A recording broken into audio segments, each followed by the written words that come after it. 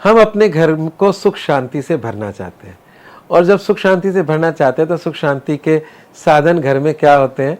आपका बेडरूम होता है, किचन होता है, स्टडी रूम हो सकता है, ड्राइंग रूम हो सकता है, लिविंग रूम हो सकता है, पर इन सब में एक रूम होता है जिसे बोलते हैं हम पूजा घर, जो नॉर्मली नॉर्थ ईस्ट में रखा जाता है। तो ये जो पूजा घर है ये आपको सचमुच वास्तविक शांति देती है।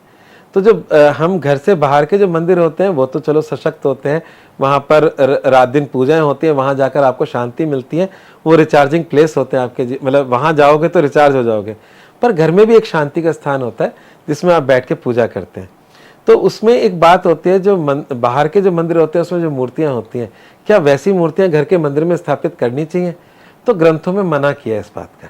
तो पर आपकी तो आस्था है और आपको अपने इष्ट के साथ कुछ देर बिताना है, तो उसमें अगर आपको मूर्ति रखनी हो तो वास्तु ग्रंथों में कहा है कि मात्र एक बित्ते की मूर्ति ही घर में अलाउ है, अन्यथा उनकी फोटोएं भगवान की रख सकते हो। तो एक बित्ता क्या होता है? ये जो हाथ है ऐसे, इसे एक बित्ता बोलते हैं, और ये लंबाई करीब करीब 9 इंच की होती है। तो करीब करीब 9 इंच की मूर्ति ही घर में अलाउ है। तो एक प्रश्न आता है स्वाभाविक कि बड़ी मूर्तियां क्यों अलाउ नहीं है? तो इसके बहुत सारे कारण हैं। जो मंदिर होते हैं जिनमें बड़ी मूर्तियां होती हैं, वहाँ पर आपको पता होगा कि कोई ऐसा मंदिर नहीं है जिस मंदिर के बाहर दरवाजे पे रक्षक ना हो। किसी में भैरव के रूप में, किसी में मतलब यक्षराज के रूप में कुछ ना कुछ स्थापित होता है जो उस मंदिर की रक्षा करते हैं। मंदिर में भी अच्छी बुरी एनर्जीज का प्रवेश हो सकता है, पर वो रक्षक उसको अंदर आने नहीं देते बुरी एनर्जीज को। तो वहाँ पर जो मूर्तियाँ हैं वो उस मूर्तियों में भगवत तत्व जीवंत होता है। हम कहते हैं ना, जैसे मतलब प्राण प्रतिष्ठा कर दी, तो जब प्राण प्रतिष्ठा करते हैं भगवत तत्व जीवित होता है, तो वहाँ पर मतलब आपने देखा होगा कि भगवान का ये शयन का समय है, ये उनको भोजन भी कराया जाता है।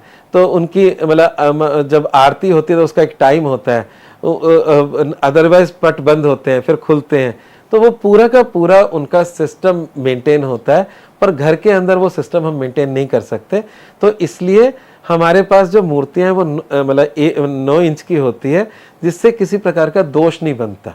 तो अगर आपने बड़ी मूर्तियां रख ली और उसको आपने शुरू किया पूजा पाठ, तो फिर उसका भविष्य में अगर हमने उसको मेंटेन नहीं किया तो कभी कभार दोष बन जाता है, और हमारे घर के अंदर हम मतलब मंदिर की तरह रक्षक भी नहीं होते।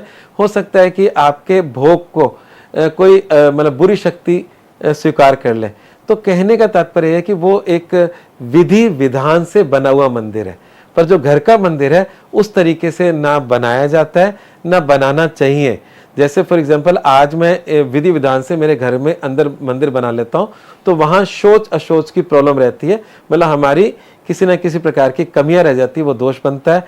या फिर मैंने वहाँ बहुत साधना की और भविष्य में मेरा विदेश चला गया और फिर वो सब कुछ रुक गया, या मेरे मरने के बाद बच्चे कहीं चले गए और वो घर बेच दिया, तो वो सब दोष के अंदर जाता है। इसलिए घर के अंदर 9 इंच से बड़ी मूर्ति स्थापित ना करें, फोटोएं रखें और उनमें पूरे मन लगाकर पूजा करें, आपको निश्चित लाभ मिलेगा।